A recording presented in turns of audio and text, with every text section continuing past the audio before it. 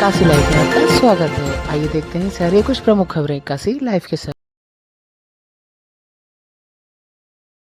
नवरात्रि महोत्सव राष्ट्र आराधना के तहत भजन कीर्तन का किया गया आयोजन।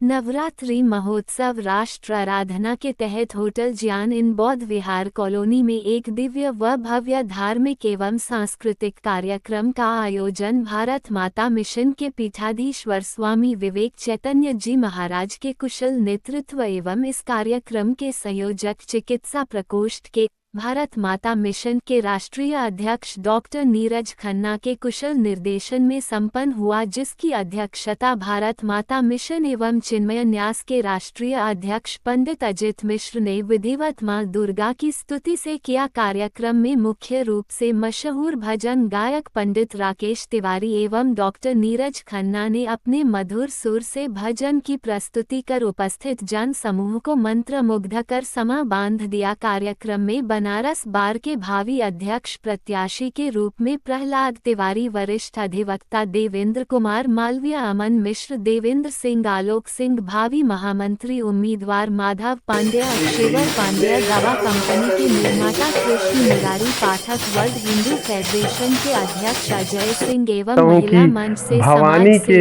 मंडप में रघुवंशी की भारती की उपासना करने की ये जो परंपरा है, वास्तव में ऐसा लगता है कि जो हमारी दैवी भक्ति परंपरा है उसमें राष्ट्र भक्ति परंपरा को पिरोने की तरह है।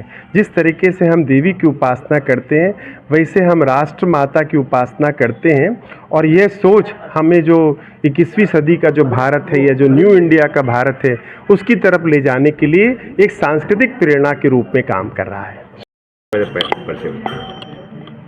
देखिए, एक बहुत ही महत्वपूर्ण विषय जो हम पूरी दुनिया को देना चाहते हैं, क्योंकि शाश्वत रूप से हमारी वैदिक परंपरा एक बात को बराबर कहती आई है, और वह बात है माता भूमि पुत्रो हम पृथिव्या।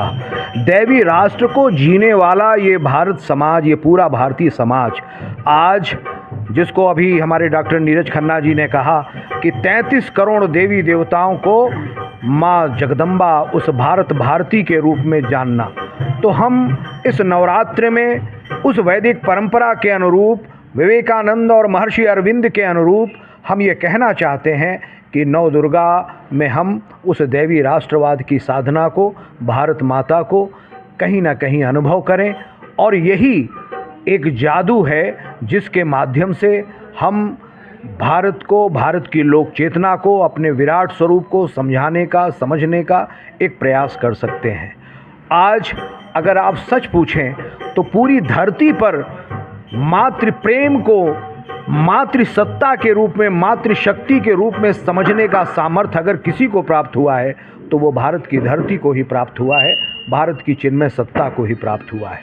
और आज इसी बात को भारत की इस महान गौरवशाली परंपरा में, जहाँ पर हम माँ को, उस जगदम्बा को भारत के देवी राष्ट्र के रूप में स्थापित करेंगे, ऐसी साधना, ऐसी तपस्या लेकर के हम यहाँ पर एकत्रित हुए हैं। हमारे बीच हाँ जी कहेंगे आज जिस तरह से आयोजन है और नवरात्र चल रहा है, कहा जाता है कि जन जन द्वारा अर्जित पुण्य राष्ट्र के कोष में जमा होता है, और आपकी उन्नति राष्ट्र के उन्नति में सहायक होती है, संचित होती है।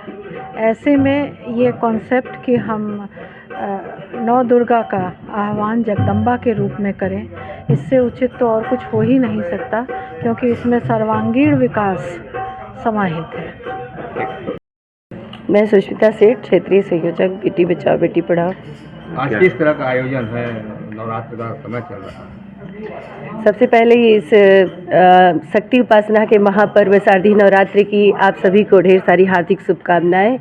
और कहते हैं कि शक्ति के बिना शिव भी अधूरे हैं, और शक्ति के बिना हम कुछ भी नहीं अर्जित कर सकते, कुछ भी नहीं कर सकते जीवन में। और माँ शक्ति की उपासना को ये एक माँ भारत माता के रूप में यहाँ पर जो उनको माँ जगदम्बा के रूप में यहाँ पे आज उनका पूजन अर्चन किया जा रहा है, भजन संध्या का आयोजन किया गया है इस संस्था द्वारा।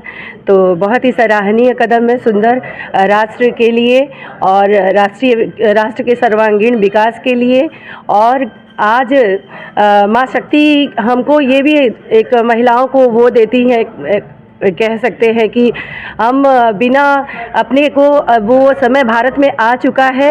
आप जैसे अन्य देशों में भी आजकल देख रहे हैं, जब लड़ाई हो रहा है तो महिलाओं को ही जरिया बनाया जाता है, मोहरा बनाया जाता है सबसे पहले।